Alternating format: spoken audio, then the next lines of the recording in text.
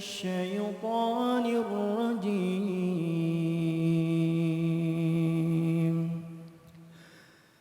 بسم الله الرحمن الرحيم.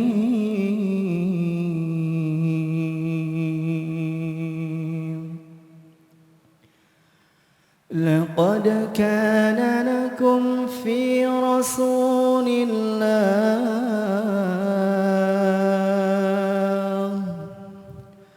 لقد كان لكم في رسول الله أسوة حسنة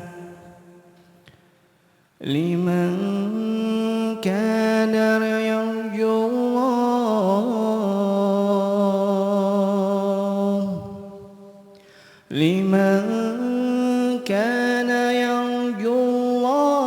واليوم الآخر لمن كان يرجو الله واليوم الآخر وذكر الله كثيرا.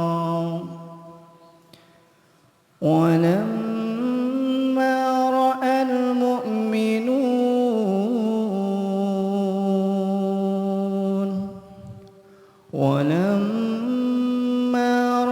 المؤمنون الأحزاب قالوا هذا ما وعدنا الله ورسوله وصدق الله ورسوله وما زادهم إلا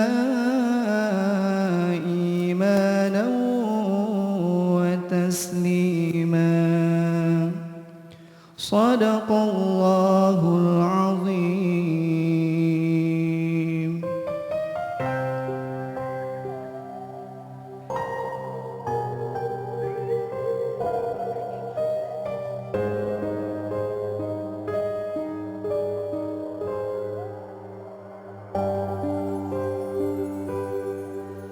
Akan datang hari mulut dikunci, kata tak ada lagi. Akan tiba masa tak ada suara dari mulut kita.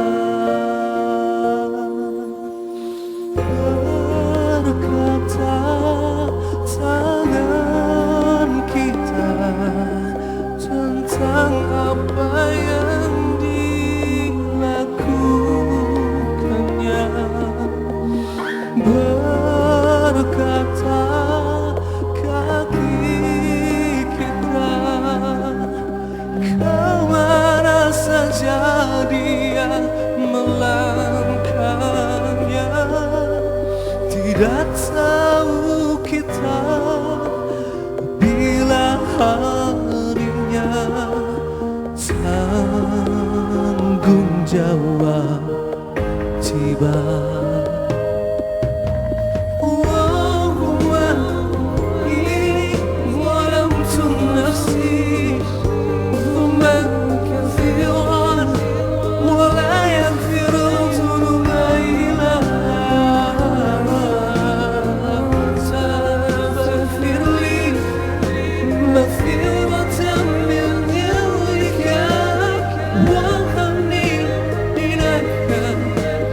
So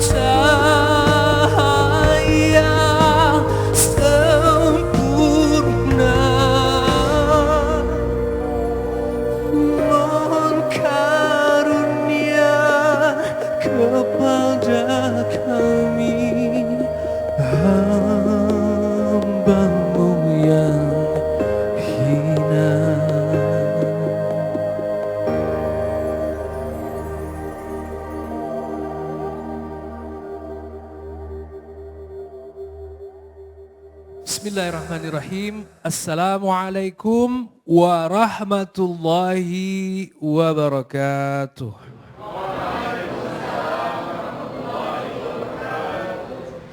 Nahmadu wa nusalli wa nusallimu ala rasulil karim.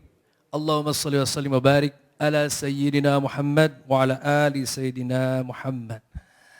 Alhamdulillah, syukur kita kepada Allah Subhanahu wa taala dengan kerahiman Allah Subhanahu wa taala saat ini Allah Subhanahu wa taala beri kita taufik, hidayah, karunia, kekuatan untuk duduk di tempat ini, bersimpuh di majelis keagungan Allah dalam majelis Maulid Nabi sallallahu alaihi wasallam. Satu nikmat yang sangat besar sekali daripada Allah SWT untuk kita semuanya. Allah Azza wa Jal, sang penguasa alam semesta, telah menurunkan kepada kita umat di akhir zaman satu manusia terbaik, uswatun hasanah, bahkan nabi yang terbaik dari 124.000 nabi dan rasul yang pernah Allah turunkan ke muka bumi.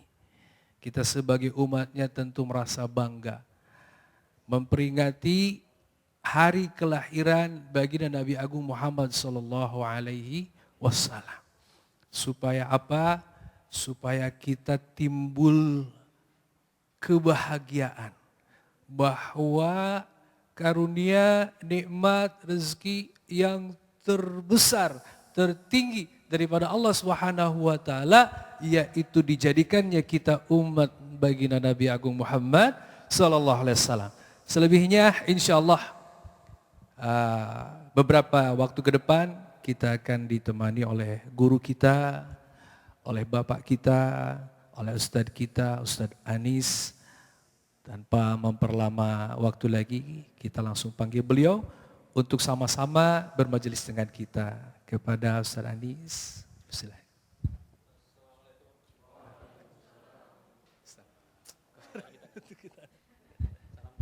Salam corona.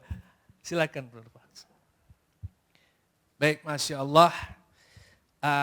Apa kabar Ustadz? Alhamdulillah. Sehat. Alhamdulillah juga. Semuanya sehat di sini ya? Alhamdulillah. Kita di sini Ustadz ingin sama-sama dalam majelis Maulid ini intinya memperingati, menauladani junjungan kita, panutan kita, uswah kita, yaitu Nabi Muhammad SAW. Tentunya kita sebagai umat di akhir zaman ini yang tertinggal 1400 tahun lamanya dari Nabi kita cukup kehilangan. Untuk itu dalam majelis ini kita ingin mengingat-ingat dengan beberapa pertanyaan nanti yang akan disampaikan kepada Ustadz. Mohon Ustadz menjawab untuk kami semua. Hikmah apa yang bisa diambil atas peristiwa Maulid Nabi Muhammad SAW? Bismillahirrahmanirrahim. Alhamdulillahirabbil alamin wa bihi nasta'inu ala umuri dunya waddin. Uhayyikum jami'an bi tahiyyatil Islam. Assalamualaikum warahmatullahi wabarakatuh. Waalaikumsalam warahmatullahi wabarakatuh. Kali ini kita memperingati Maulid Nabi kita Muhammad sallallahu alaihi wasallam dalam suasana yang sangat berbeda. Kita sedang menghadapi krisis besar yang berlarut, sistemik dan bersifat multidimensi. Kita tidak pernah tahu kapan krisis ini akan berakhir. Tapi krisis ini yang pasti menggoncang seluruh sendi-sendi kehidupan kita. Ekonomi, politik, geopolitik, sosial dan seterusnya. Tidak ada satu aspek dalam kehidupan kita sekarang ini yang tidak dirongrong oleh krisis ini. Tapi ini juga sekaligus menjadi pintu masuk bagi kita untuk menjelaskan bahwa inilah fakta yang selama ini selalu hilang dalam pembahasan kita setiap kali kita memperingati Maulid Nabi kita Muhammad sallallahu alaihi wasallam. Nabi kita Muhammad sallallahu alaihi wasallam lahir disambut oleh krisis. Krisis pertama adalah krisis agama dan keimanan. Karena jarak Nabi Ibrahim dengan penduduk jazirah sudah terlalu jauh. Jadi masa fatra nubuwah itu sudah terlalu jauh. Sehingga orang mengalami kebingungan. Rasanya yang sekarang ini tidak seperti yang seharusnya. Makanya muncul gerakan pencarian kebenaran. Dan tokoh utama dalam gerakan pencarian kebenaran ini adalah Waraqah bin Naufal. Juga ada sahabatnya Zaid bin Amr. Jadi orang merasakan kegelisahan yang luar biasa. Kita membutuhkan agama baru, kita membutuhkan petunjuk jalan baru. Itu satu. Yang kedua, krisis ini diperparah oleh krisis sosial politik yang ada di Jazirah. Karena tatanan sosial politik yang ada di Jazirah itu hanya ada satu kata yang bisa menjelaskannya. Kezaliman. Baik strata sosial maupun juga strata politik orang di Mekah khususnya dan di Jazirah secara umum itu ditata dalam hierarki yang penuh dengan kezaliman. Nah, krisis ini kalau kita bawa lebih luas lagi dalam skala kawasan, itu juga disertai dengan krisis geopolitik. Dalam hubungan internasional yang bersifat bipolar antara Persia dan Romawi yang tidak pernah berhenti berperang. Orang-orang berpikir bahwa sistem global ini pada waktu itu hanya mengorbankan manusia dalam pertempuran yang tidak ada ujungnya. Karena itu masing-masing kekuatan ini saling menyedot sumber dayanya untuk dibuang secara sia-sia dalam pertempuran gengsi, dalam pertempuran supremasi yang tidak ada ujungnya. Jadi ada krisis agama, ada krisis sosial politik, dan ada krisis geopolitik yang lebih besar. Dan di tengah itulah Rasulullah SAW hadir. Lahir. Dan kelahirannya disambut oleh serangan pasukan gajah Abraha dari Yaman. Tidak ada yang tahu pada waktu itu ada hubungan antara kelahiran Nabi dengan serangan pasukan gajah ke Mekah itu. Orang baru sadar bahwa 40 tahun kemudian setelah Rasulullah SAW diangkat menjadi Nabi, bahwa itu adalah pertanda alam, pertanda sejarah. Saya ulangi kembali, itu adalah pertanda alam dan pertanda sejarah.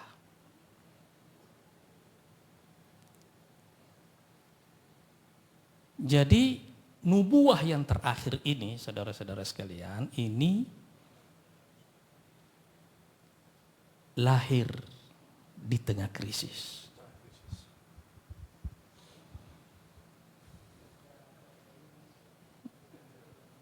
Jadi kalau ada krisis, kadang-kadang itu tidak selalu pertanda buruk. Boleh jadi krisis itu adalah penghujung malam. Masya Allah. Dan kelahiran Nabi kita Muhammad SAW ini adalah fajar dari sebuah hari yang baru. Boleh dikatakan cahaya yang datang dalam kegelapan. Ya. Perhatikan krisisnya ini. Ada krisis agama, krisis kepercayaan, krisis iman, ada krisis sosial politik, dan juga ada krisis geopolitik. Ini semuanya bertemu pada satu waktu. Nah, bayangkanlah bahwa agama terakhir ini dan nabi terakhir ini turun untuk menyelesaikan krisis umat manusia itu. Jadi sekarang ketika kita memperingati Maulid Nabi kita Muhammad sallallahu alaihi wasallam, kita perlu mencari ilham dari sejarah hidup beliau tentang bagaimana menyelesaikan krisis itu dan bagaimana agama hadir sebagai solusi bagi krisis umat manusia. Dan bagaimana kepemimpinan nubuah itu adalah kepemimpinan yang ditujukan untuk menyelesaikan krisis umat manusia. Itulah ilham yang harus kita cari setiap kali kita memperingati Maulid Nabi kita Muhammad sallallahu alaihi wasallam. Dan sekarang ini kita jauh lebih butuh kepada ilham itu dibanding tahun-tahun sebelumnya. Sebab kita benar-benar hidup dalam situasi krisis yang sama multidimensinya juga sama sistemiknya. Juga ada krisis keagamaan. Ada krisis kepercayaan. Manusia sekarang ini, warga planet ini sedang membutuhkan pegangan baru. Dan tugas kita, kalau kita mencari ilham dengan benar dari sejarah hidup Nabi kita Muhammad SAW ini, menghadirkan agama ini sebagai sumber solusi bagi krisis yang sedang menimpa umat manusia sekarang. Kalau kita belajar kepemimpinan, kita juga belajar tentang kepemimpinan di tengah krisis, kepemimpinan yang bisa menyelesaikan krisis yang sedang dihadapi oleh umat manusia. Juga ada krisis sosial ekonomi, krisis sosial politik, karena sekarang ini hubungan sosial dalam aspek ekonomi politik kita sekarang ini tampaknya tidak mempunyai hierarki seperti yang dulu, tetapi pola hubungannya tetap ditata dengan satu makna yang sama, yaitu kezaliman. Orang semua merasakan ini. Begitu juga kalau kita melihat dalam skala yang lebih luas, ini ada krisis geopolitik.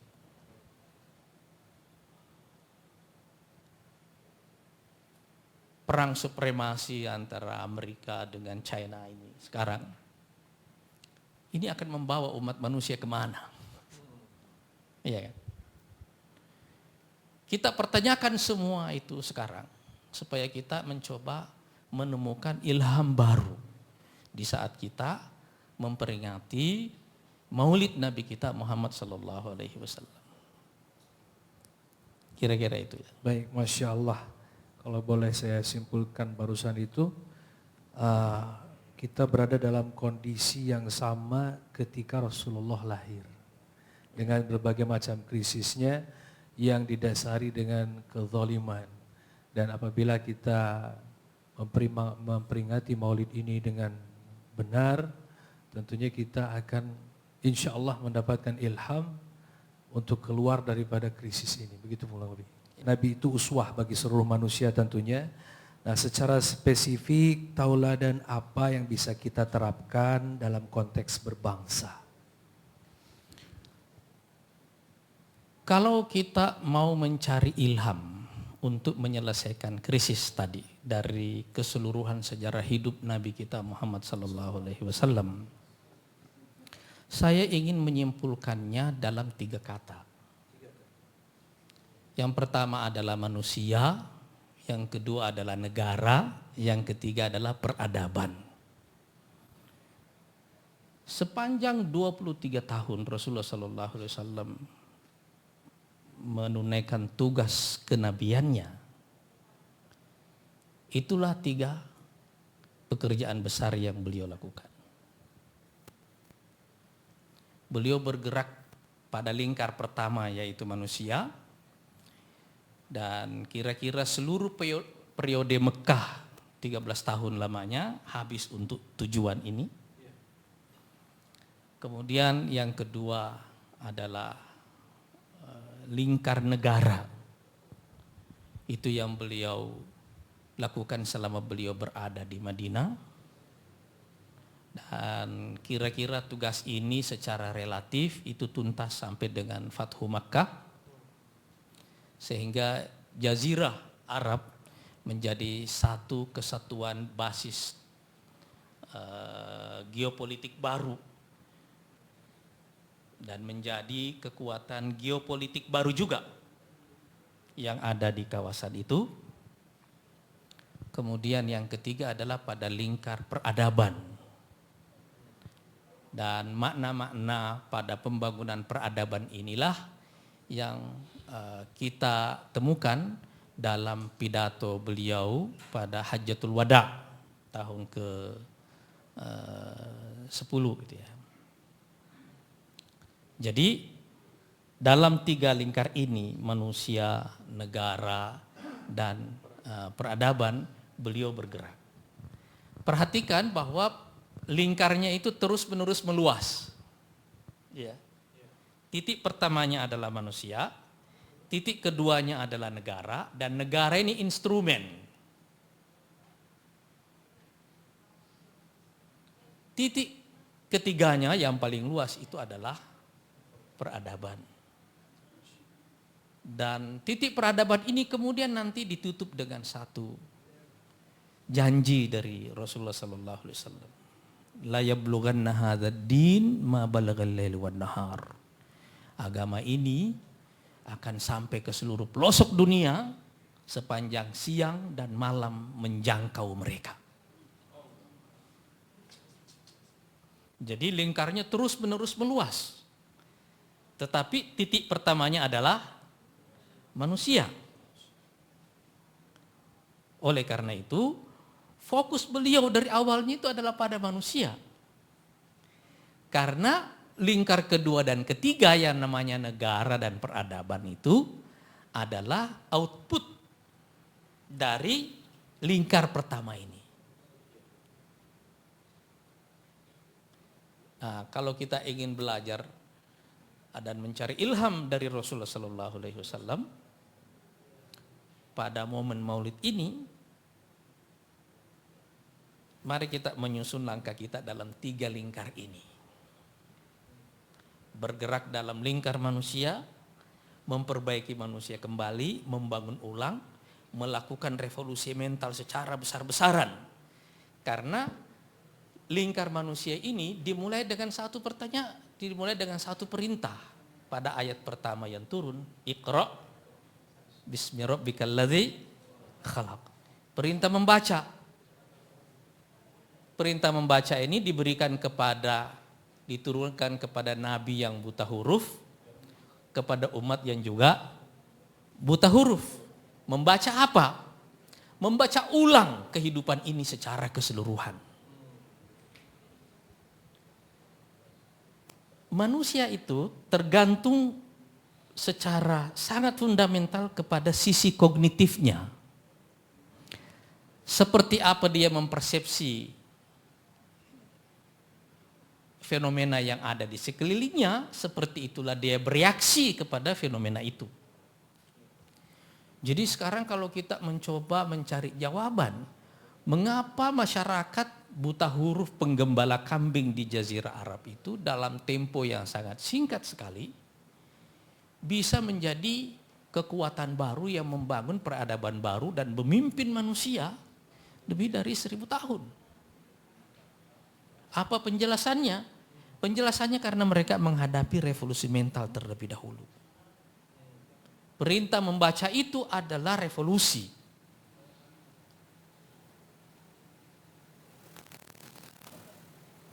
Semua perubahan yang terjadi dalam alam pikiran kita itu nanti akan berujung pada perubahan pada alam realitas. Karena alam pikiran itu adalah alam penciptaan pertama. Alam realitas itu adalah alam penciptaan kedua. Jadi sesuatu kalau sudah tercipta dalam pikiran kita, dia akan mempunyai jalan untuk menjadi kenyataan. Makanya begitu mereka bangsa Arab ini diperintahkan membaca, Orang tidak mengerti pada mulanya bahwa sebuah revolusi besar sedang berlangsung. Coba lihat ya. Begitu mereka selesai membaca, dalam peta geopolitik waktu itu Jazirah Arab kan tidak ada apa-apanya. Iya kan? Tapi berapa waktu yang diperlukan oleh kekuatan ini untuk menghilangkan Persia dari peta?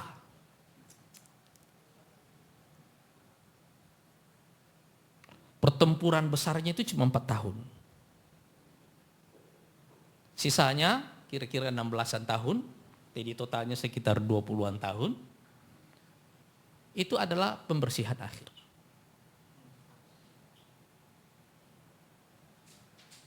Tidak pernah orang-orang di Jazirah itu membayangkan bahwa pada suatu waktu mereka bisa mengalahkan yang besar-besar itu.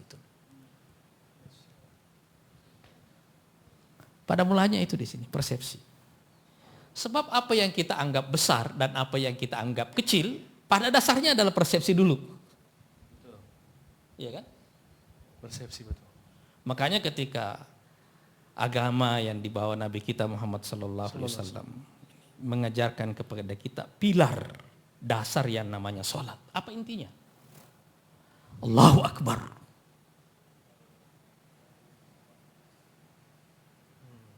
Ya kan? Kata Allahu Akbar ini adalah pembeda realitas. Tiba-tiba kita memandang semua realitas selain Allah Subhanahu wa taala itu rata, sama. Dan itu pasti meningkatkan confidence kita, kepercayaan diri kita. Meningkatkan keberanian kita dan seterusnya. Iya kan? Itu kan cara pandang. Betul. Nah sekarang coba kita lihat. Kerajaan terbesar yang pernah kita warisi di dalam sejarah kan salah satunya adalah kerajaan Nabi Daud dan Sulaiman. Iya kan? Iya. Apa kata Allah Subhanahu wa taala ketika Allah mulai melukiskan cerita Nabi Daud dan Sulaiman itu? Walaqad atayna Dawuda wa Sulaimana ilma. Kami telah memberikan kepada Daud dan Sulaiman ilmu. Itu dulu ya. Bandingkan dengan ayat pertama yang turun, Iqra bismi rabbikal ladzi khalaq. Nah, begitu manusia mengalami perubahan yang revolusioner di alam pikirannya, dia akan mengalami perubahan secara otomatis pada seluruh aspek kehidupannya yang lain. Nah, termasuk di dalamnya apa? Yang paling utama nanti adalah pada hubungan sosial, ekonomi, dan politiknya. Dan kendala terbesar yang menghambat pertumbuhan umat manusia dalam hubungan sosial politiknya itu pada dasarnya adalah tirani. Tirani ekonomi, tirani politik, dan tirani sosial. Tapi ini akan segera hilang begitu kita keluar terlebih dahulu dari proses pembebasan spiritual. Apa maknanya bahwa orang-orang di Jazirah Arab itu menyembah patung? Ini kan kebodohan. Makanya Waraqah bin Nawfal mengatakan, umat kita ini sedang tidak punya agama. Ini agamanya tidak benar. Bagaimana caranya kita menyembah patung yang tidak memberi manfaat dan tidak bisa memberi kerugian? Iya kan? Bahkan dibikin sendiri. Iya. Itu maksudnya apa? Bahwa begitu kita menganggap alam atau apapun selain Allah Subhanahu wa taala besar, kita mengerdilkan diri kita sendiri. Tapi begitu kita menganggap Allah besar, kita masuk dalam kebesaran Allah Subhanahu wa taala dan yang lain itu jadi rata. Iya kan? Itu nanti menata ulang hubungan sosial manusia. Mengapa ada manusia yang bisa menjadi tiran kepada yang lain? Jadi gerakan ini bukan hanya akan menjadi revolusi mental, ini bukan hanya akan menjadi faktor pemicu pembebasan spiritual, Tapi nanti juga adalah pembebasan politik, pembebasan ekonomi, pembebasan sosial. Semua masuk di situ.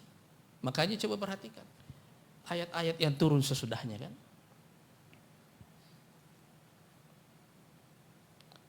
Ara'aital ladzi yukadzibu bid-din fadzalikal ladzi yad'ul yatim wala yahuddu ala ta'amil miskin. Itu kan tirani ekonomi, tirani sosial. Agama dihubungkan dengan proses tirani itu, bahwa salah satu fungsi agama yang paling fundamental ini adalah menghapuskan seluruh tirani sosial ekonomi seperti itu. Jadi coba Anda perhatikan, ini kan agama pembebasan.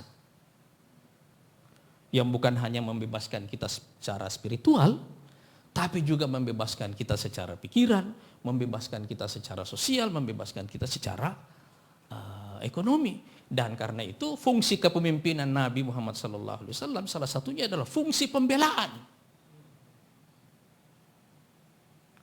Pembelaan kepada kelompok-kelompok yang lemah ini. Tapi cara pertama membela mereka adalah membebaskan mereka pada alam pikiran mereka itu. Kalau mereka sudah bebas di situ, yang lainnya itu akan lebih gampang. Jadi pembebasan di situ adalah sekaligus pemberdayaan. Dia tidak diajak melawan secara konyol. Enggak. Bebaskan dulu alam pikiranmu, maka alam sosial politikmu, ekonomimu kelak akan berubah dengan sendirinya. Masya Allah, Masya Allah. Ini luar biasa nih. Saya tuh sampai speechless dengarnya, karena memang ini seandainya seluruh kalau di negara kita mungkin warga negara Indonesia faham kepada perkara yang baru saja kita dengar, tentunya perubahan yang pernah terjadi ketika Rasul lahir, krisis itu, lalu sekian tahun berubah menjadi lahir sampai kepada peradaban yang menguasai dunia kasarnya, tentunya ini akan menjadi solusi dari kebingungan masyarakat saat ini. Barusan itu gambaran secara luas dari mulai penggarapan manusia, lalu negara, dan terakhirnya adalah peradaban. Nah sekarang kalau pertanyaannya secara spesifik, cara yang efektif untuk menauladani Nabi Muhammad SAW ini seperti apa? Saya ingin menjelaskan sedikit satu kendala kita menauladani Nabi dari buku-buku sejarah yang kita pelajari. Buku-buku sejarah ini menjelaskan satu fakta-fakta tentang Nabi kita Muhammad SAW yang sifatnya deskriptif, wasfi, dan umumnya bertujuan menimbulkan kekaguman kepada Nabi kita Muhammad SAW. Jadi setiap kali kita memperingati Maulid Nabi, yang kita hidup-hidupkan itu adalah kekaguman kita kepada Nabi kita Muhammad SAW. Pada waktu yang sama kita meletakkan Nabi itu terlalu jauh sehingga sulit untuk diteladani, sulit dijangkau. Saya suka memberikan gambaran yang lebih realistis tentang bagaimana cara kita membaca kehidupan Nabi kita Muhammad SAW. Saya kasih satu contoh misalnya. 10 tahun terakhir beliau di Madinah, saya hitung-hitung ya, total pertempuran yang terjadi itu ada sekitar 68 kali, besar dan kecil ya. 28 diantaranya dipimpin langsung oleh Rasulullah SAW. Sekarang kalau kita bagi dalam pendekatan manajemen waktu saja gitu ya. Kita tidak usah ambil yang 68, kita ambil yang 28 itu dibagi ke 10 tahun ya. Jadi setahun berapa kali bertempur? Hah? Berapa kali? Ya hampir 3 kali lah kira-kira kan. Katakanlah kita ambil 3 kali misalnya gitu ya. Berarti kan dalam setiap 4 bulan gitu kan. Kira-kira begitu kan? Kira-kira begitu. Kalau setiap 4 bulan beliau bertempur, sekarang kita zoom lebih jauh realitasnya. Dulu orang pergi perang kan jalan kaki. Iya. Iya kan? Iya. Coba bayangkan waktu beliau melakukan pertempuran itu, umur beliau berapa? Itu dari umur 53 sampai dengan umur 63. Tidak terlalu mudah. Ya kan? Iya. Tentara kita pensiun umur berapa? Kira-kira sekitar 58 kan ya.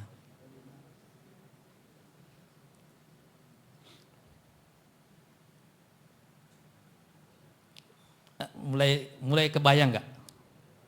Hah? Iya, iya. 53 ke 63. Sekarang coba bayangkan kalau orang semua pergi jalan kaki. Sekarang coba kita hitung-hitung waktu latihannya kapan. Waktu persiapannya, waktu logistiknya dan seterusnya. Coba bayangkan satu hidup yang penuh dengan tekanan pekerjaan seperti itu. Ya kan? Kita ambil sisi kecil saja, sisi mentalitas, sisi psikologis.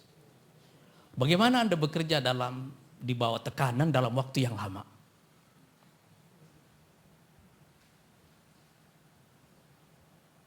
Stres kali. Hah? Bagaimana caranya kita bekerja, mempertahankan ketenangan, kemantapan hati, fokus. Waktu kita menghadapi tekanan pekerjaan dalam waktu yang lama.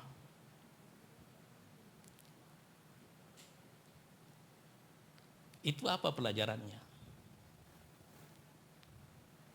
Daya tahan, endurance.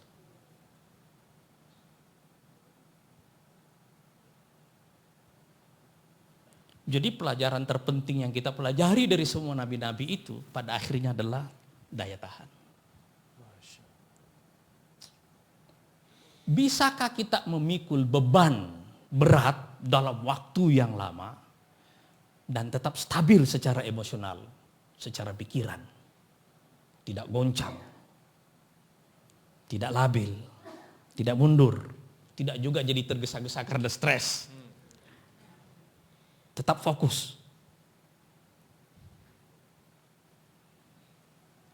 Kalau kita menghadirkan pelajaran sirah nabawiyah ini dalam perspektif seperti ini, kita akan belajar lebih banyak bagaimana menghadirkan, mencari ilham dari kehidupan Rasulullah SAW dalam kehidupan sehari-hari kita.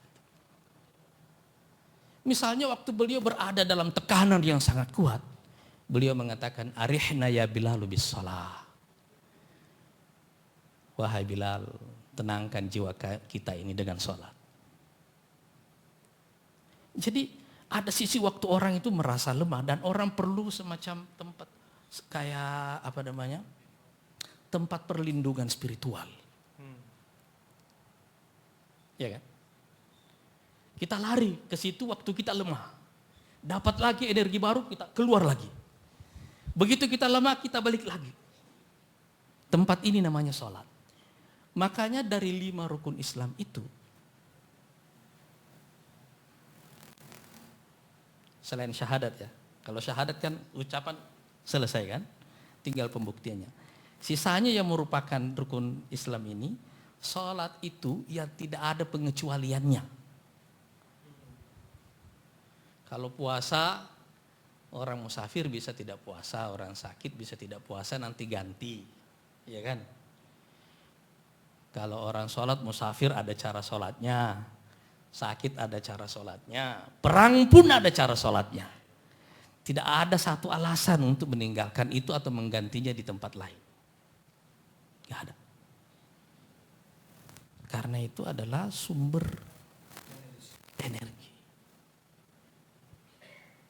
Jadi waktu Rasulullah mengatakan arihna ya Bilal bis shalah, kita tiba-tiba mendapatkan satu makna tempat perlindungan spiritual yang paling dahsyat yang namanya salat.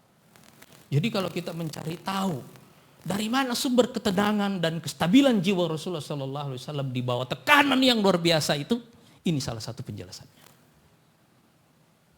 Ini salah satu penjelasannya. Masya Allah. Dan sekarang kita zoom lebih jauh lagi. Apa sih intinya sholat itu? Doa. Ya kan? Doa.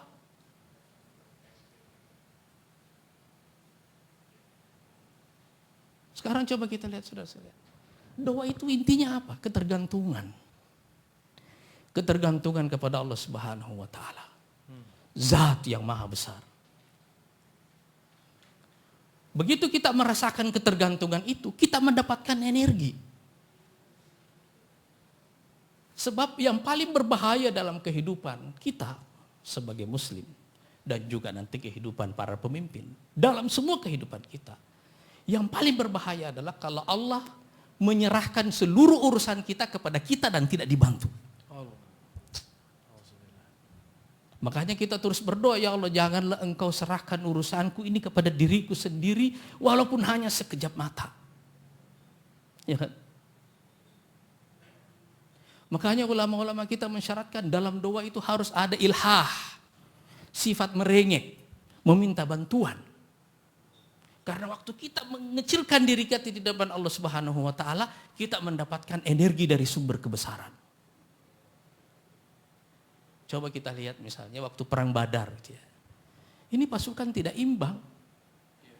Kalau kalah di sini, ini efeknya seterusnya. Makanya doa Rasulullah SAW itu tidak tampak seperti doa. Yang tampak itu adalah tuntutan. Allahumma intahlik hadhil isabah falan tu'bad fil ardi abada. Ya Allah kalau sampai pasukan ini kalah, kamu tidak akan disembah lagi selamanya setelah itu. Itu kan tuntutan kepada Allah. Memang kalau kalah Allah tidak mampu menciptakan generasi baru yang akan menyembahnya. Bisa. Tapi tuntutan seperti itu menunjukkan ketergantungan. Dan ketergantungan itu yang disukai oleh Allah Subhanahu wa ta'ala. Begitu cara kita mendapatkan sumber energi. Ya kan? Nah sekarang kalau kita baca tekanan ini semuanya. Apalagi kita di tengah krisis seperti sekarang. Kita perlu sumber energi seperti itu. Dan sumber energi kita itu adalah hubungan yang tidak pernah putus-putus dengan Allah Subhanahu wa taala. Kita baru belajar satu sampel dari kehidupan Nabi Shallallahu alaihi wasallam. Itu pada dirinya sendiri. Saya sengaja fokus ke sini ini karena saya mengerti di tengah krisis ini kita semuanya menghadapi ancaman hilangnya daya tahan kita. Karena kita tidak pernah tahu sampai kapan kita akan hidup begini. Baik, Masya Allah. Ini kalau boleh saya simpulkan, jadi pertanyaan barusan itu cara efektif menolak diri Nabi. Yang pertama sekali bagaimana ini umat kembali bergantung kepada Allah yaitu melalui sholat. Sebagaimana Nabi SAW. Baik Ustaz, Masya Allah. Ini lebih khusus nih yaitu kepada kaum milenial. Yang notabene mereka ini mungkin sangat jauh dari kehidupan Rasulullah SAW, apalagi yang barusan disampaikan. Nah, apakah ada cara khusus menyampaikan tauladan Nabi ini kepada mereka? Sebenarnya kalau kita melihat orang-orang pertama yang masuk ke dalam Islam, itu kan anak muda semua. Betul. Iya kan? Siapa yang diutus oleh Rasulullah ke Madinah sebelum hijrah? Kan Mus'ab bin Umair. Mus'ab bin Umair radhiyallahu anhu. Siapa yang memusuhi Nabi di Mekah? Itu yang tua-tua semua. Iya. Betul, betul. Jadi yang ada bersama Nabi itu anak muda. Betul. Anak muda semuanya itu. Makanya 4 khulafa rasyidin itu kalau kita lihat 2 diantaranya kan menantunya. Iya. 2 juga diantaranya lagi adalah mertuanya. Berapa umurnya Ali bin Abi Thalib waktu beliau mengambil selimut Rasulullah itu pada malam hijrah itu? Justru waktu Nabi melakukan rekrutmen dengan cara seperti itu, beliau ini merekonstruksi ulang pola hubungan antar generasi dalam masyarakat Arab pada waktu itu. Itu yang beliau lakukan. Coba kita ambil satu-satu ya. Masyarakat Quraisy itu terdiri dari banyak klan, kabilah-kabilah. Walaupun tidak ada struktur negara seperti yang ada sekarang ini, tapi faktanya setiap klan, kabilah-kabilah itu menjalankan fungsi-fungsi seperti yang ada pada negara umumnya. Jadi misalnya klan Bani Makhzum, dari mana Umar bin Khattab ini berasal, Khalid bin Walid, Abu Jahal, dan seterusnya, ini klan Bani Makhzum.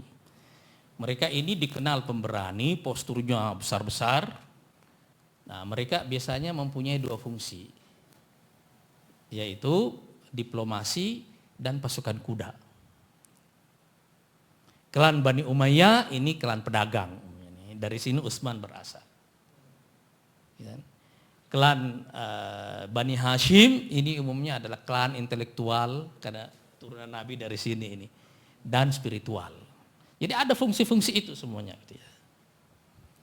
Waktu Nabi melakukan dakwahnya pertama kali, yang menolak beliau itu adalah elit paling tinggi dari setiap kabilah itu. Jadi misalnya elitnya Bani Makhzum itu Abu Jahal. Elitnya Bani Umayyah ya Umayyah. Nah ini yang semuanya menolak ini semuanya. Yang diambil oleh Rasulullah itu adalah generasi kedua di bawah mereka itu. Dari klan Bani Makhzum ada Umar bin Khattab. Dari klan Bani Umayyah ada Utsman bin Affan.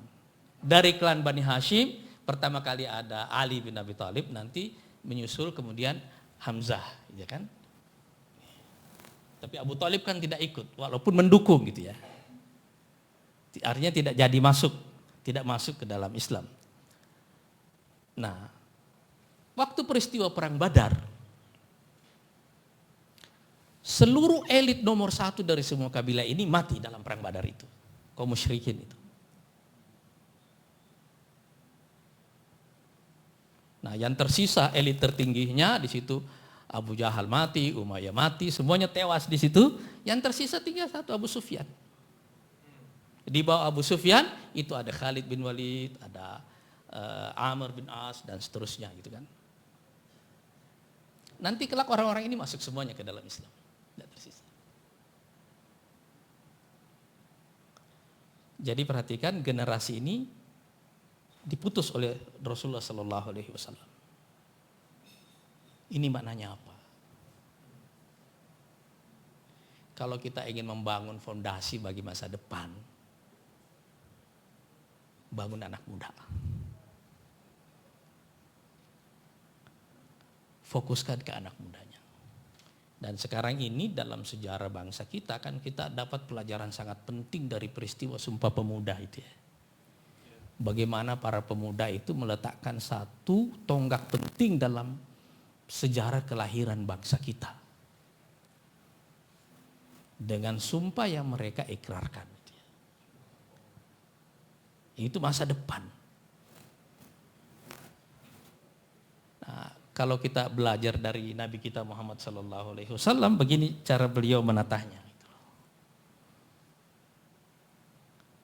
Mudah-mudahan ini juga menjadi ilham bagi kita semuanya tentang cara kita menata Indonesia ke depan.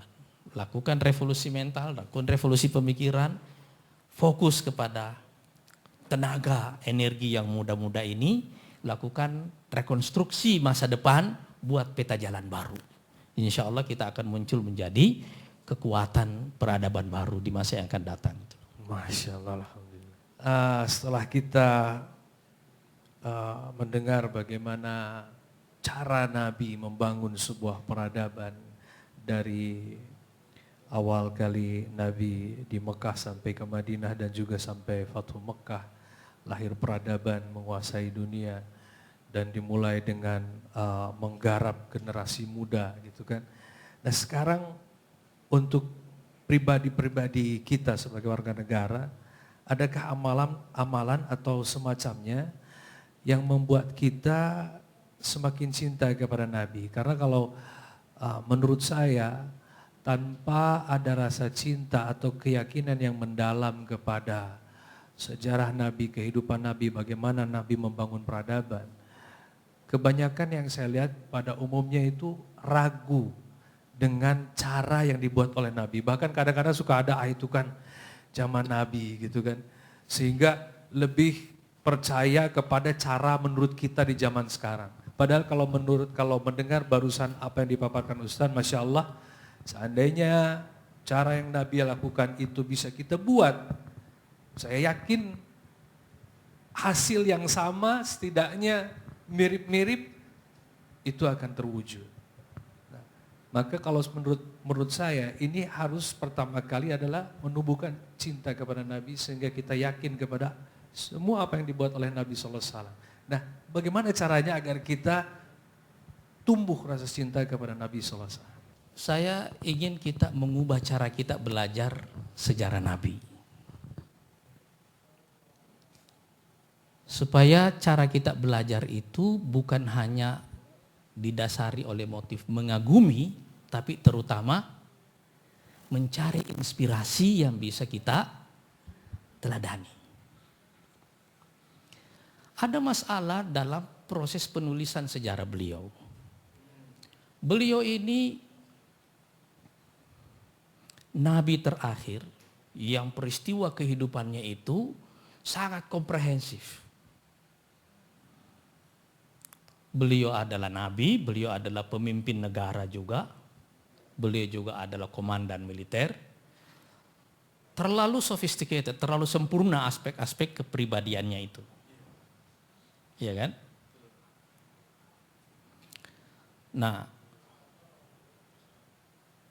kalau kita mengangkatnya dalam perspektif seperti itu, kita akan mengagumi tapi tidak meneladani. Susah gitu ya. Karena itu, kita perlu mempelajari ulang sejarah Nabi ini, tetapi dalam satu konstruksi yang lebih realistis bagi kita. Untuk kita ikuti atau kita menjadi sumber ilham bagi kita. Ada kendala besar untuk itu, karena para penulis sejarah Nabi pasti akan mengambil aspek-aspek sesuai dengan pengetahuan yang dia miliki. Betul. Ya kan? Iya. Latar belakang penulis. Ada buku sejarah Nabi yang hanya menukil fakta aja seluruhnya.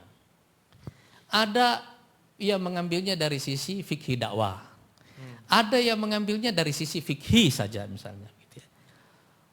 Orang-orang mengambil terlalu banyak aspek. Secara sendiri-sendiri, secara terpisah-pisah dari situ. Dan sebenarnya tidak ada yang salah dengan semua itu. Gitu loh.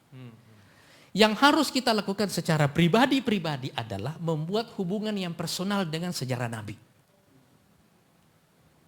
Saya mau mengambil pelajaran apa untuk saya sendiri, bukan orang lain. Jadi waktu kita membuka kembali lembaran sejarah Nabi itu, kita menghubungkannya dengan apa yang kita mau. Saya lagi punya masalah begini, kira-kira apa yang dilakukan oleh Nabi waktu ada masalah seperti ini yang beliau hadapi. Iya kan? Saya kasih contoh misalnya, kalau seperti yang saya katakan tadi, dari umur 53 ke 63 memimpin 28 kali pertempuran, ambil sisi fisik saja. Iya kan? Iya. Daya tahan secara fisiknya. Itu baru satu aspek. Tapi itu kan berguna bagi kita kan? Betul. Sekarang kalau kita belajar tentang daya tahan fisik. Tadi kan saya sebutkan sisi spiritualnya kan. Kita ambil misalnya satu sisi fisiknya saja itu. Bagaimana sih fisik Nabi itu? Kan bisa kita lihat dari pola tidurnya, cara makannya. Iya kan? Pengaturan pola hidup. Kan baru sisi itu. Itu akan membuat sirah Nabi itu hidup menjadi peristiwa sehari-hari. Menjadi amalan. Dan itu bisa kita amalkan nanti. Coba lihat misalnya prinsip makan beliau. Beliau makan yang dibutuhkan oleh tubuh, bukan yang disukai.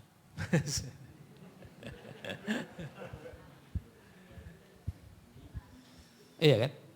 Makannya itu keperluan bukan kebutuhan ya. Ya. Jadi apa yang diperlukan oleh tubuhnya itulah yang beliau makan. Kalau kita mungkin kebanyakan apa yang dibutuhkan nafsu. Makanya kan beliau disebutkan ciri-ciri fisiknya itu perutnya itu rata.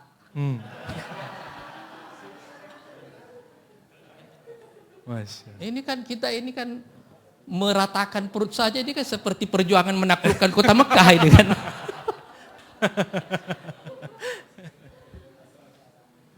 Betul. Karena itu baru satu kita ambil kan. Posturnya tegap, perutnya rata kayak begitu. Saya suka hitung itu, kalau kita ambil sedikit realistis, dulu orang pernah kan pakai pedang begini, itu pedang berapa sih beratnya kira-kira itu? Ada berapa kilo kira-kira satu pedang? Satu pedang. Sekarang coba bayangkan kalau fisik kita tidak kuat, pegang pedang aja nggak bisa. Gimana menebas orang gitu. Sekarang coba hitung senjata, pistol, senjata berat berapa beratnya. Itu maksud saya bahwa satu kelayakan fisik. Satu aspek saja yang kita pelajari, itu bisa kita mendapatkan ilham yang sangat banyak untuk kehidupan sehari-hari kita itu. Sekarang kita misalnya belajar menata emosi misalnya gitu ya. Ini memimpin negara. Ya kan? Dengan komplikasinya, perang seperti itu. Gimana caranya orang bisa stabil? Tetap senyum. Gitu kan. Itu kan satu pelajaran tersendiri kan. Belum yang lain-lainnya. Misalnya cara beliau menata konflik. Kalau ada konflik antar sahabat-sahabatnya. Terutama setelah era perang kan ada banyak pembagian harta rampasan kan. Yeah. Kan itu pasti banyak konfliknya kan. Begitu juga bagaimana menata dendam. Misalnya dalam Fathu Makkah. Ini orang-orang yang dulu mengusir saya dan sahabat-sahabat saya dari Mekah ini semuanya. Sekarang kita taklukkan ini. Termasuk Abu Sufyan. Coba perhatikan kalimat Rasulullah SAW. Ya ma'asyara Quraisy, wahai orang-orang Quraisy, ma tadhunnuna anni fa'ilun bikum. Apa yang kalian duga akan saya lakukan kepada kalian? Mestinya orang berpikir kan ini kan adalah hari balas dendam. Iya. Hukuman. Tapi orang Quraisy yang sudah takluk itu punya satu kalimat yang luar biasa merayunya. Akhun karim wabnu akhin karim. Engkau adalah saudara yang mulia, putra dari saudara yang mulia. Kita sudah tidak berdaya. Tapi Rasulullah SAW adalah pembawa agama, bukan pembalas dendam. Tugasnya adalah menegakkan makna, bukan menegakkan keagungan dirinya.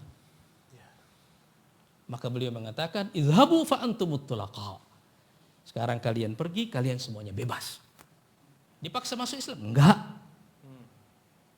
Agama adalah pilihan. Dan pilihan itu yang bisa melakukannya hanya orang-orang bebas.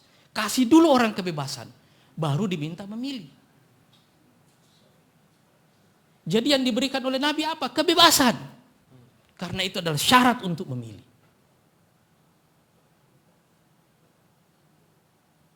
Sekarang coba kita lihat. Kita ini sebagai manusia kan menghilangkan dendam itu adalah penaklukan yang luar biasa. Apalagi dalam hubungan politik yang disertai dengan peristiwa menang kalah. Belum, gak usah jauh-jauh di politik, di rumah aja susah. Nah, jadi waktu kita mempelajari sirah Nabi dengan pendekatan seperti itu akan jauh lebih praktis terasa bahwa kita mendidik diri kita dengan cerita itu. Nah, cuma caranya hubungan kita dengan Nabi harus dibuat personal. Yang saya mau ambil adalah untuk saya sendiri, bukan orang lain.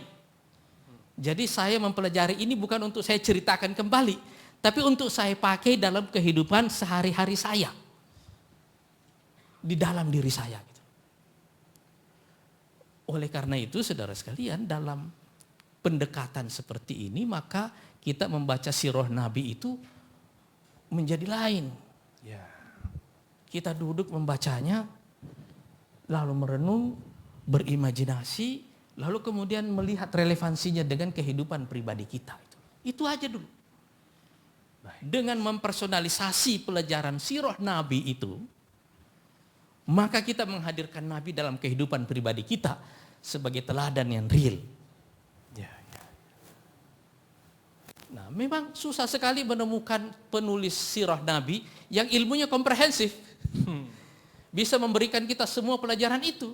Dan menurut saya mungkin itu juga tidak perlu. Kitalah yang harus mengajari diri kita waktu kita membaca fakta-fakta itu dengan cara memikirkannya ulang. Kadang-kadang buku sirah yang sederhana yang menceritakan peristiwa secara apa adanya bisa bermanfaat bagi kita asalkan pendekatan kita dari awalnya benar.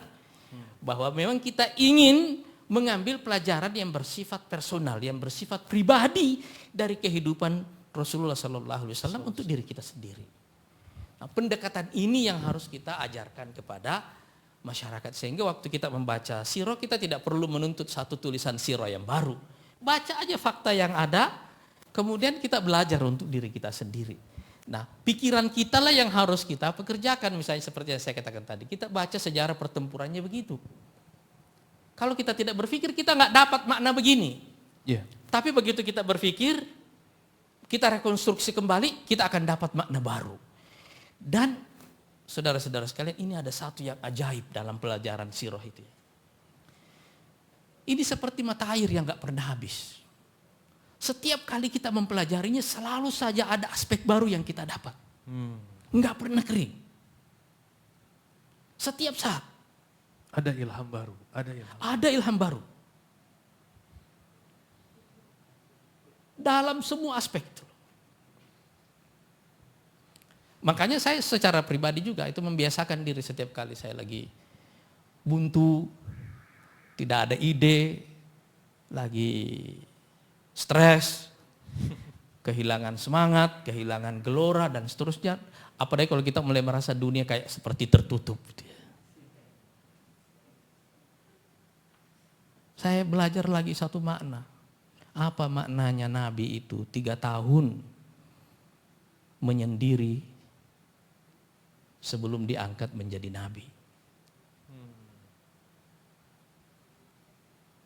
Apa makna menyendiri itu, merenung, berpikir.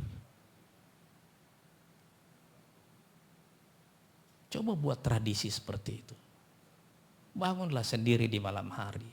Duduk sendiri, berpikir, merenung. Itu tradisi nubuah. Khalwat itu adalah tradisi nubuah.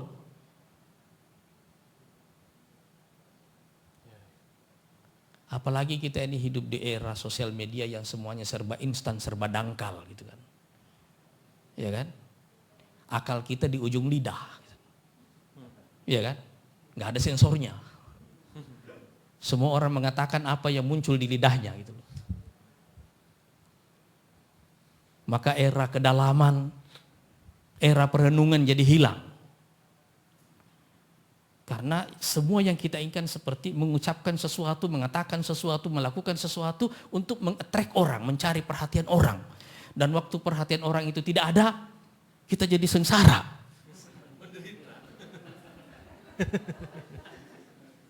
Iya kan? Kalau orang tidak kasih kita like, kayak kita salah. Lalu di mana makna Allahu Akbar? Betul. Ya, makanya kita ini rapuh secara spiritual, rapuh secara emosional, gampang didislike dan gampang kehilangan makna. Bagaimana kita mau menciptakan arus baru? Kalau sumber kepercayaan diri kita tergantung dari like orang lain. Itu kan kerapuhan spiritual yang luar biasa. Kerapuhan kepribadian yang luar biasa. Jadi teknologi seperti ini bisa membunuh kita. Tanpa kita sadari.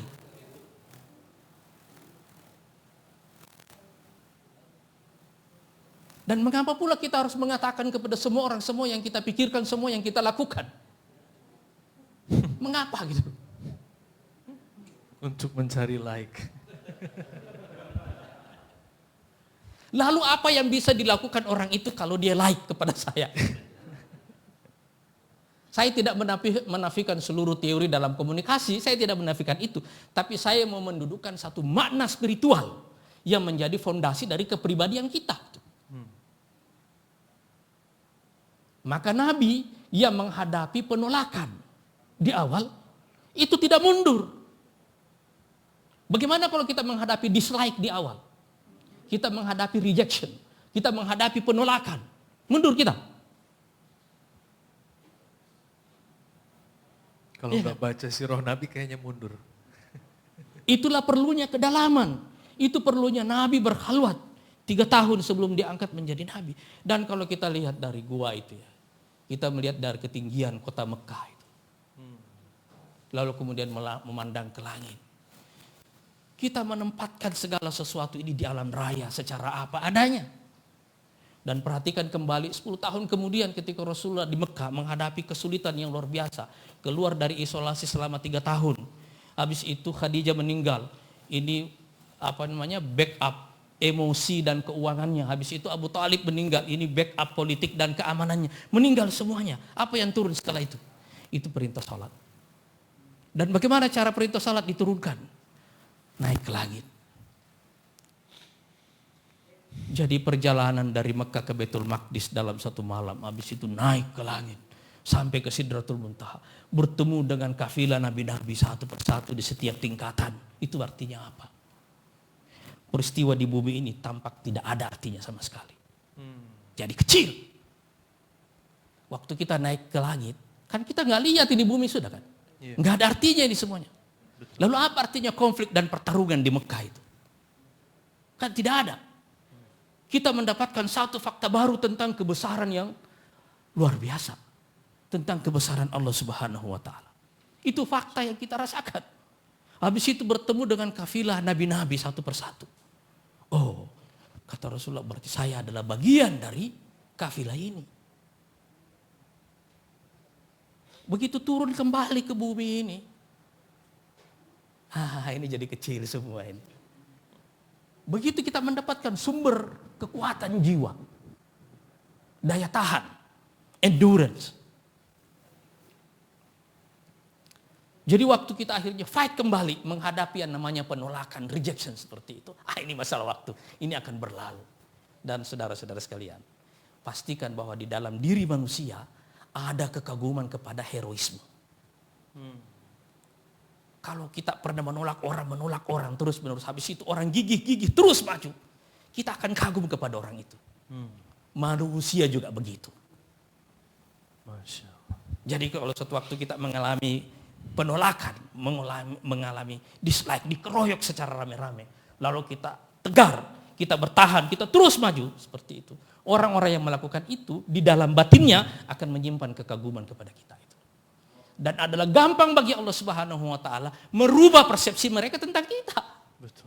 Apa susahnya Allah membalik benci itu jadi cinta? Iya. Tidak susah bagi Allah Subhanahu wa Ta'ala. Tapi yang ingin dilihat oleh Allah bahwa kita ini pantas dicintai oleh manusia karena kita dicintai oleh Allah Subhanahu wa Ta'ala. Masya Allah. Nah, sekarang coba perhatikan kalau kita belajar sirah dalam pendekatan seperti itu. Tidak usah banyak-banyak sampai khatam gitu loh. Satu peristiwa begitu kita merenung. Tapi perhatikan tradisi merenung inilah yang harus kita biasakan sekarang. Kasih ruang setiap hari dalam aktivitas kita ini untuk duduk. Tidak bicara, tidak berkomunikasi dengan orang, tidak ada handphone, tidak ada WA, tidak ada sosmed. Kasih ruang. Supaya pikiran kita itu jernih. Supaya kita merasakan kedamaian batin dan cita-cita besar kita itu selalu hadir terus menerus dan itu yang akan memberikan kita energi. Apalagi kalau kita ingin menciptakan satu gelombang sejarah besar. Sebab cita-cita kita ini seperti misalnya menjadikan Indonesia sebagai kekuatan kelima dunia ini bukan cita-cita yang sederhana. Cita-cita seperti ini membutuhkan kekuatan jiwa, kekuatan spiritual. Dan itu mengharuskan kita mengalami kedalaman dalam pikiran dan juga dalam jiwa kita gitu loh. Nah, tradisi merenung, tradisi khalwat ini yang harus kita biasakan. Dari situlah nanti kita akan melihat sirah Nabi itu sebagai cermin bagi kita. Gitu. Kita pasti akan mendapatkan banyak pelajaran dari situ. Baik Ustaz, Masya Allah.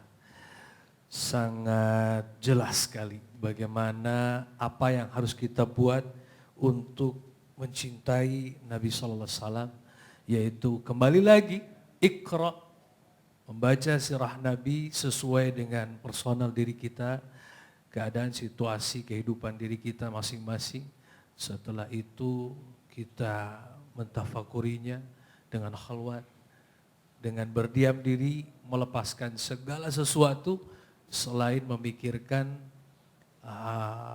kebesaran Allah dan kemuliaan Rasulullah Sallallahu Alaihi Wasallam. Dengan demikian, insya Allah kita dapat ilham yang menjadikan kita memiliki energi baru dan mental yang luar biasa. Baik, kita ingin nasihat terbaik untuk kita malam hari ini dari Ustadz, sehingga mudah-mudahan kepulangan kita dari sini membawa sesuatu energi yang baru untuk kita semuanya dari peristiwa atau dari majelis Maulid Nabi ini. Silakan Ustaz. Saya ingin menekankan kembali makna kedalaman melalui tradisi tafakkur dan khalwat. Qul innama a'idzukum biwahidatin an taqumu lillahi masna wa furada thumma tatafakkarun. Sisakan waktu di malam hari terutama atau kapan saja itu ya. Ruang di mana kita itu berada dengan diri kita sendiri. Mendalami kembali semua makna yang diajarkan oleh Nabi itu. Lalu kemudian kita aktualisasi dalam kehidupan kita itu. Tradisi nubuwah ini, tradisi khalwat ini, di tengah proses pendangkalan yang sedang terjadi dalam masyarakat kita sekarang ini adalah tradisi yang harus kita hidupkan. Supaya kita mendapatkan energi untuk melakukan perubahan-perubahan besar. Dan pada waktu yang sama juga mendapatkan ilham bagaimana kita memiliki daya tahan. Memikul beban yang berat dalam waktu yang lama dan kadang-kadang tidak tampak ada secerca cahaya di depan sana gitu loh. Tapi harus kita yakini bahwa kita akan sampai ke sana. Kekuatan spiritual seperti itulah yang sekarang kita perlukan untuk memberikan kita kekuatan. Maju, bertahan, maju, bertahan, maju, bertahan. Membawa cita-cita besar kita bagi umat manusia insya Allah. Masya Allah, Alhamdulillah, luar biasa. Saya tidak akan menambahkan closing statement dari Ustadz Anis karena sudah sangat komplit sekali. Kita tinggal sama-sama mentafakuri dan berdoa kepada Allah SWT agar Allah SWT memberikan kita kekuatan untuk melakukan setiap nasihat yang barusan kita dengar sebagai ilmu baru bagi kita dan kekuatan baru kita untuk melanjutkan kehidupan kita ke depan. Terima kasih Ustadz, dan izinkan sebelum saya menutup majelis ini, saya memberi Ustadz hadiah. Saya mau nyanyi karena saya memang penyanyi. Bismillah.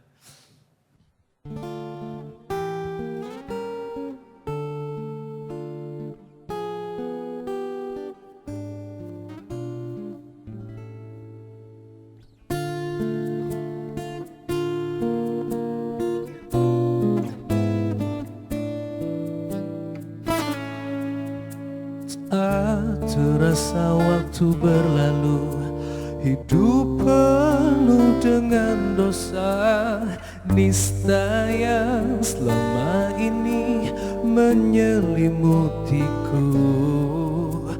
Hari ini aku teguhkan untuk tentukan jalan hidupku selama aku masih diberi umur yang panjang. Allah adalah Tuhanku, Muhammad adalah nabiku. Al-Quranlah kitabku, Islam adalah agamaku.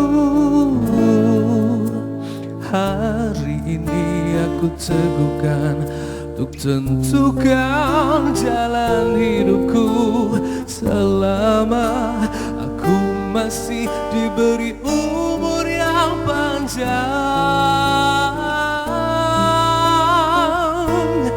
Allah adalah Tuhanku, Muhammad adalah nabiku, Al-Quranlah kitabku, Islam adalah agamaku. Tak ada kata terlambat untuk bertobat di hadapnya. Selama aku bernafas, Allah kan selalu di hatiku.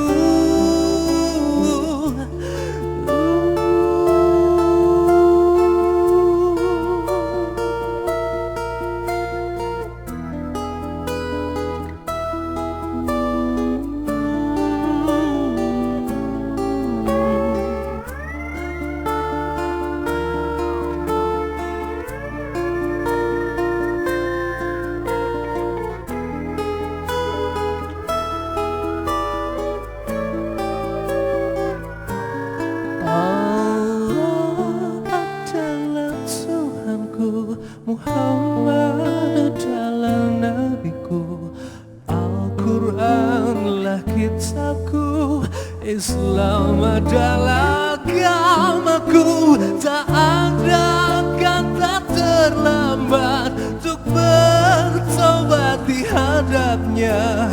Selama aku bernafas, Allah kan selalu di hatiku.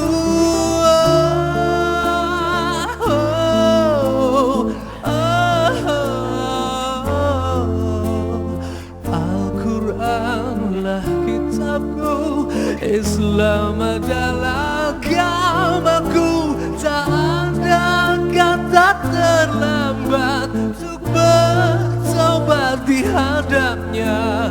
Selama aku bernafas, selama aku bernafas,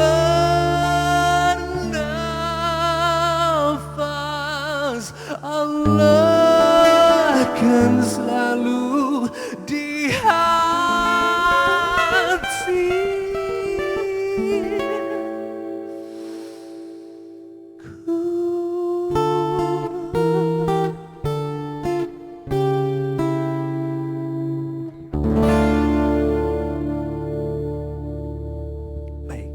Ada satu lagu lagi.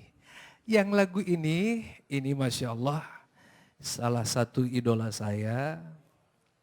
Semoga beliau diterima di sisi Allah, pengorbanan agamanya, pengorbanan dakwahnya, segala sesuatu amal baiknya diterima Allah SWT. Beliau adalah Gito Rolis, ya, penyanyi yang Masya Allah dari zaman kegelapan hingga mendapat hidayah dan meninggal insya Allah dalam keadaan husnul khatimah.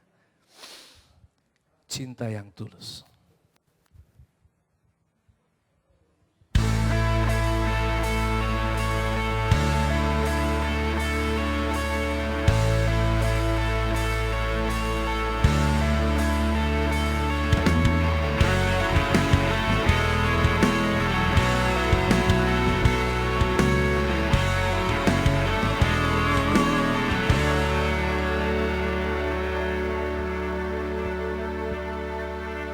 Cinta yang tulus di dalam hatiku telah bersemi karenamu. Hati yang suram kini tiada lagi, telah bersinar karenamu.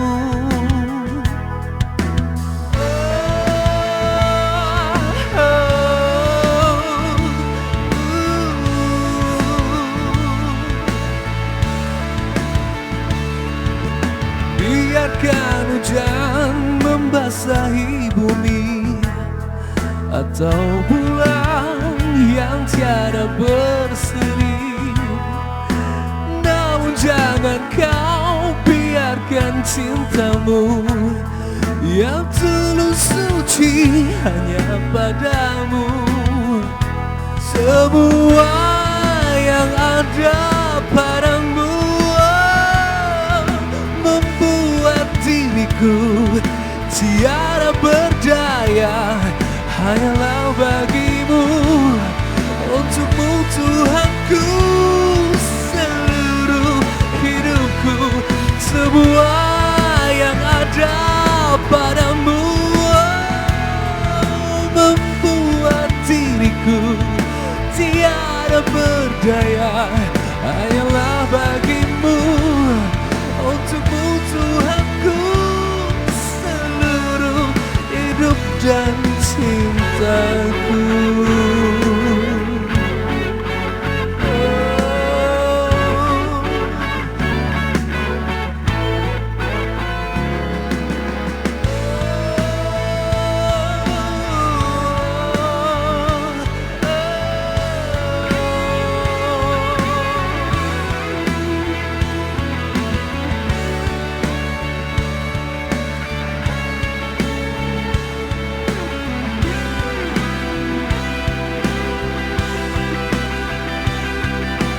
Cinta yang tulus di dalam hatiku telah bersemi karenamu. Hati yang suram kini tiada lagi, telah bersinar karenamu. Semua yang ada padamu membuat diriku tiada berdaya. Hanyalah bagimu, untukmu Tuhanku, seluruh hidupku. Semua yang ada padamu membuat diriku tiada berdaya. Hanyalah bagimu, untukmu Tuhanku, seluruh hidup dan cintaku.